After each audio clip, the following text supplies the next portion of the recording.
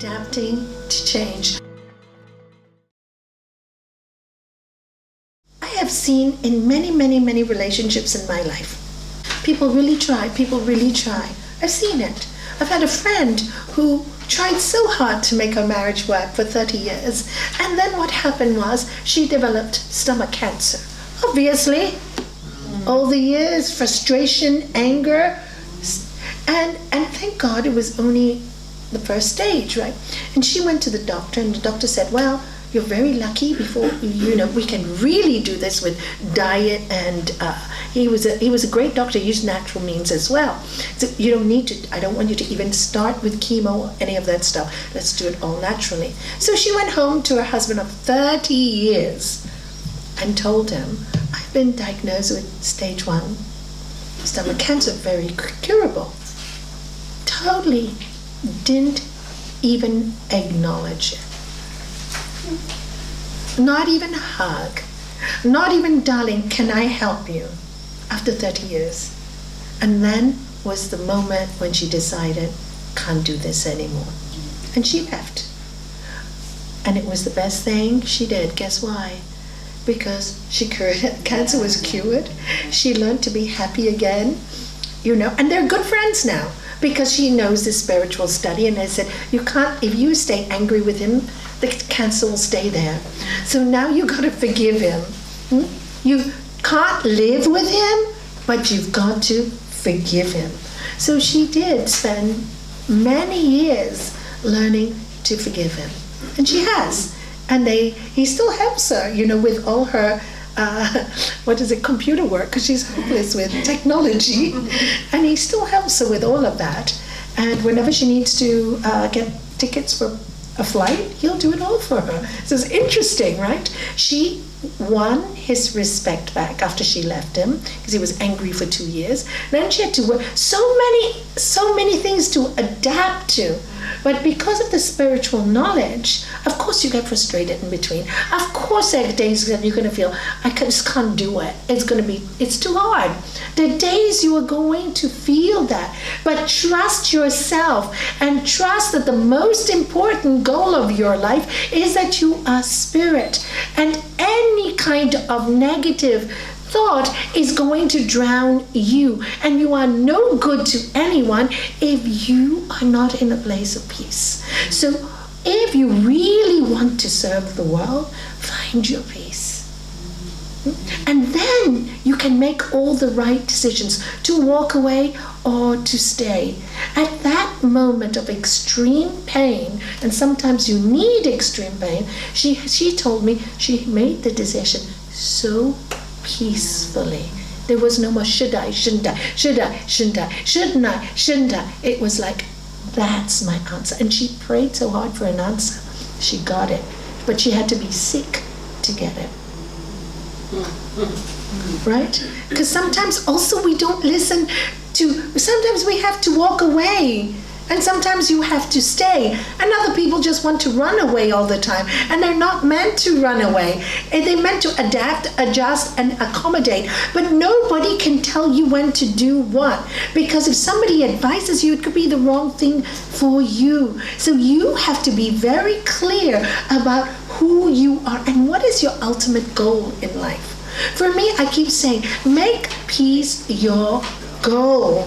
If you have peace, you have everything. You have God, you have joy. Yes, you may have pain, but who doesn't? Life is full of pain. Adapting to change is adapting to really every single thought that goes in your mind.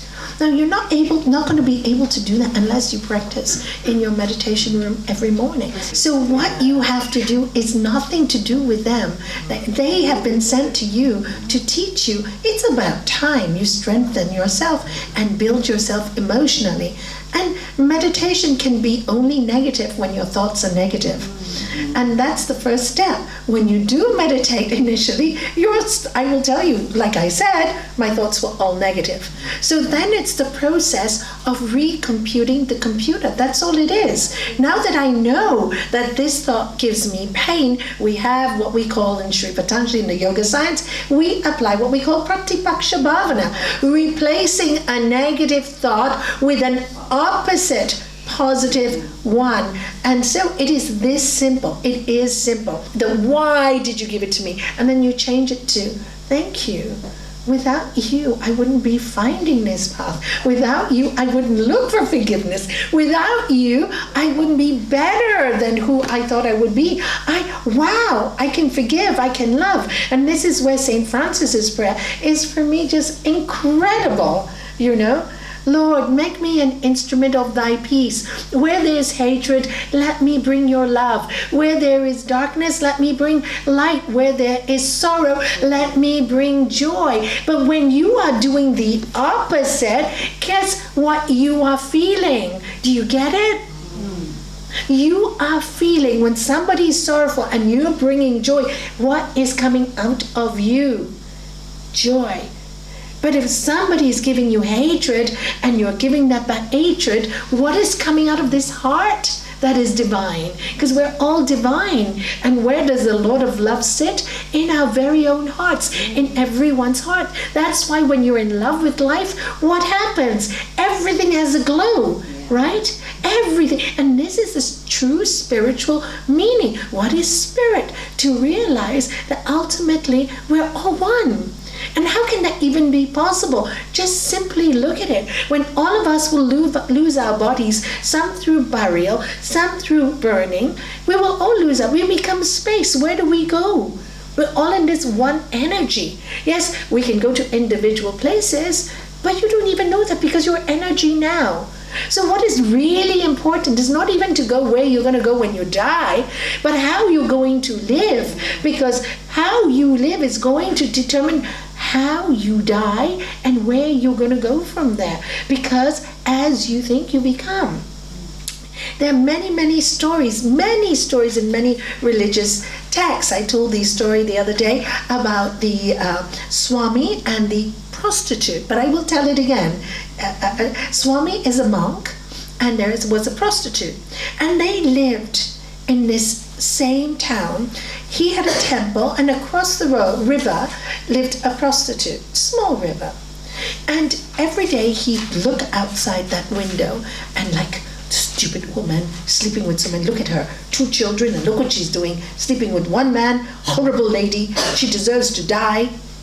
Every day she's looking across her window and saying, oh Lord, this life, you gave me no money, I have no way to make a living except through my body, to prostitute it, to get food for my kids. Please, when I have a next life, can you make me like that monk? And every day she'd look out of that window praying that the next life would give her that. They happened to die on the same day. So the Swami, the monk, is going up, and there comes a golden chariot which passes him by and goes to the prostitute. And this dark carriage comes to him, and he goes, hey, you got it wrong. You got it totally wrong. And they said, no, we didn't. Yes, you got it wrong. Ask anybody on earth. You got it wrong. Yeah, I'll take you back to earth, said this angel. Took him back to earth. Said, on earth? Look at your funeral. So many people there at your funeral. Wow, flowers, garland. Because on earth, you did look after these people, and you did look after your body. Yes, see, I told you. Come, I'll take you to the prostitute's burial. Look at her. She's on the beach, birds eating her body. Nobody wants to bury her. On earth, she didn't look after her body, so her body goes like this. But she always looked after her mind. There was a constant prayer in her mind, and in your mind there was constant anger, constant judgment, not only of her, but anybody who wasn't perfect. So now that you no longer have a body, you come to the dark carriage, and she goes to the chariot. Got it? Yeah, you can never judge a book by its cover. We can never think for anybody else. We cannot, and this is what we have to learn to be true spiritual people. We have not to think, I know what you're thinking. The amount of people that have told me that in my life is amazing. I know you thought that, really? I knew you were angry with me. Really? I didn't even remember being angry. And they have this picture in their minds just because I say, don't do it like this. Becomes my anger, and I just have to laugh. And you were thinking about me all the time. No, I was busy having my dinner. I was very happy watching a movie. Do you see how people think? Huh? They think for you, and you can't do that with people, And then what happens is you get caught up in their thoughts. So the spiritual path is, at one time, realize you've got to get your power as a human, as an individual. You're a designer piece. Never forget that. Never forget that. There's one of you, and you have one chance to live it in this life, in this body. And how are you going to live it? Are you going to allow everybody's behavior to control your joy, your peace? And this is the adapting. Not adapting to them, adapting to your own reactions and your own actions. So every time somebody blows at you and you blow back, forget about them. They may be 100% wrong, but you allowed yourself to drown. And once you have the courage, and once you build up this strength, you are not frightened of anybody. Like my friend, at that moment, she suddenly lost all fear. The fear she had for 30 years, she suddenly made the decision. She told him, I'm leaving you. What? I'm done. That's it. Please find yourself a new place. I'll give you 1 month to move out. Done. And she did it with some calm. But she had been meditating again on this for how many years? Nearly 15 years. Every time I used to meet, should I stay or should I go? The song, should I stay or should I? I said, you will know when you are ready. You will know when you are ready. Until you are ready, you are not ready. She needed that karma with him. And when you're ready, you just know. But I say, only one thing I ask of you. Do it in peace and do it in love. Not for him, but you have to live with yourself. And can you live with yourself? That's the question.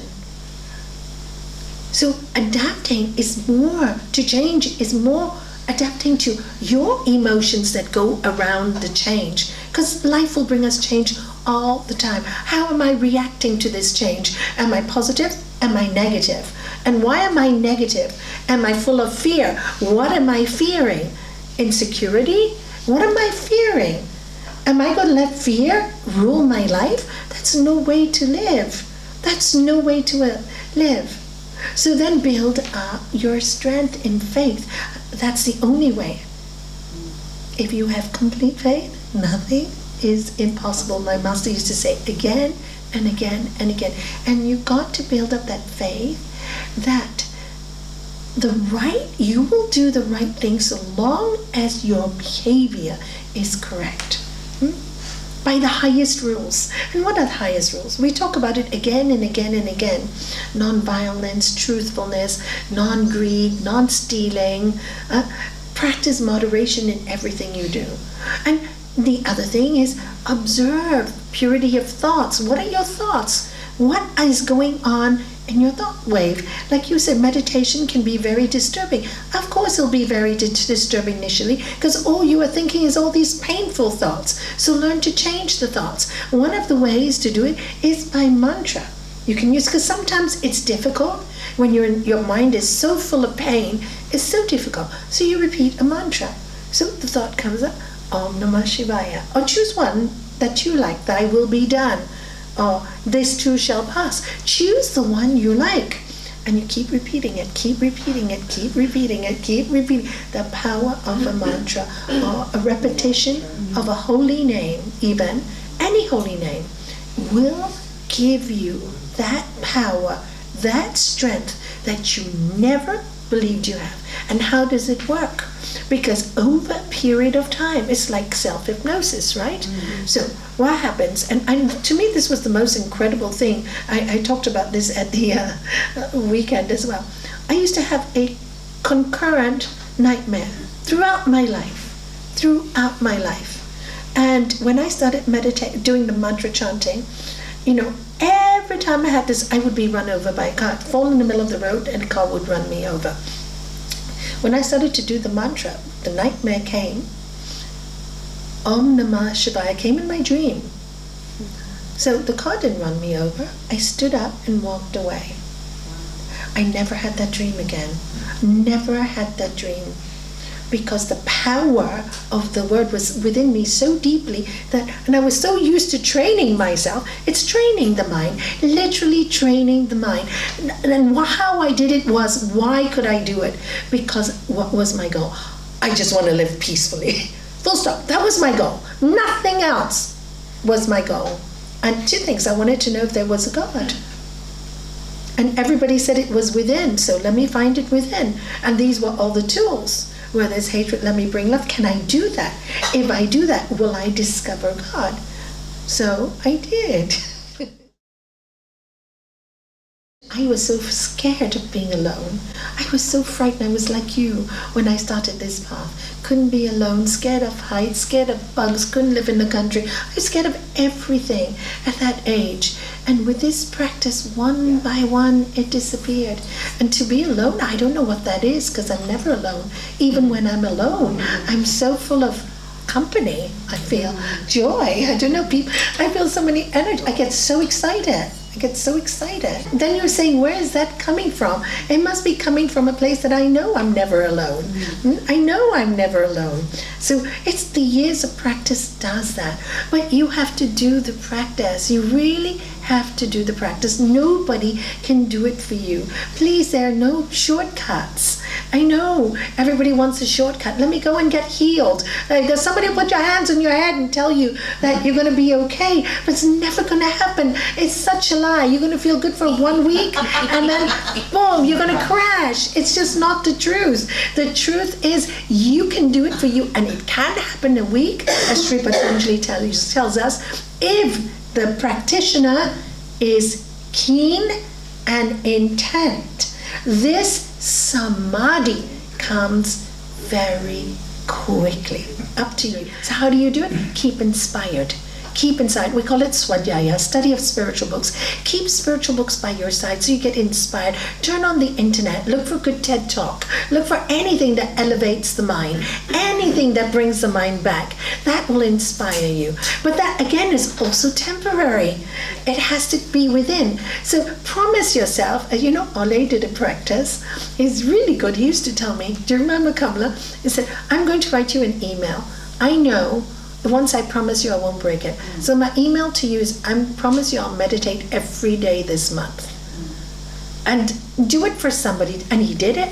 Then he did it another month, correct? And anger doesn't work also, okay? Anger doesn't work. Just say, okay, so I'm like this child and I've fallen again. Just get up and smile. The moment you get angry, more resistance will come to meditation, because meditation will be associated with anger, right? Like she has this associated with negative thoughts. You don't want to do it. You got to associate it with joy. So what the secret is, you start to make yourself a little altar. That's what I tell people. It can be a footstool. That's how I started. And I put the picture of my master candle. You put whatever you want. Put some nice music and say, this is my place of safety. This is where I'm finding myself.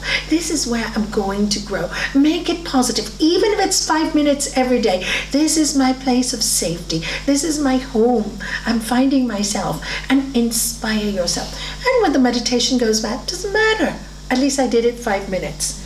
At least I did it. And that will encourage you, because just by doing that, your mind is already controlling your body. You may think nothing is working, but it is working, because what? You got yourself there every day for 5 minutes. And it won't be 5 after a week. It will be 15 sooner than you think. So that is where the adapting comes. Stop looking at that they're different from you.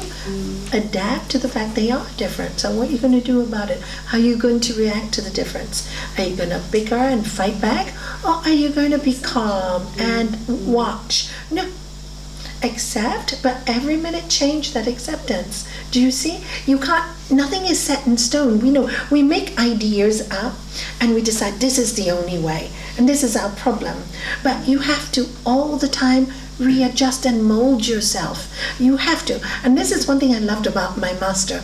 You know, whenever he had a retreat or anything, and I do the same because of him, I learned this, he'd have like 6 o'clock, 7 o'clock, 8 o'clock, this is what you do.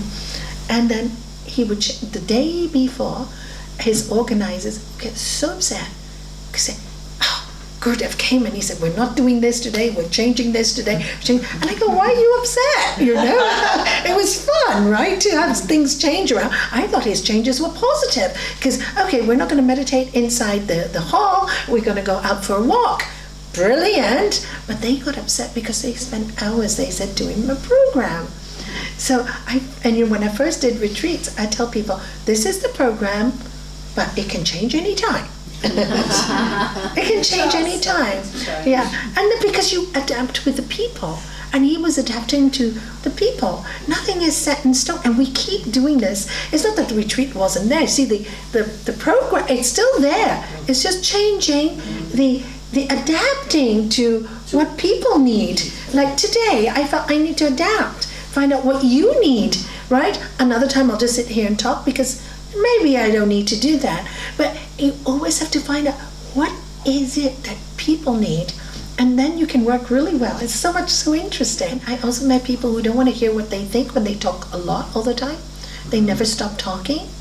Yeah, have you noticed that? I've had quite a few patients that I say, hey, stop a minute, listen to what you're saying.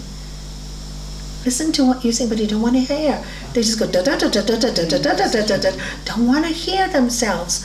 And so they don't want to hear the thought process. They don't mind spitting out the words, but they don't want to go through the thought process because they know they have to change and they can't. They're not willing to look at themselves. They're constantly talking, verbal diarrhea, you call it, right?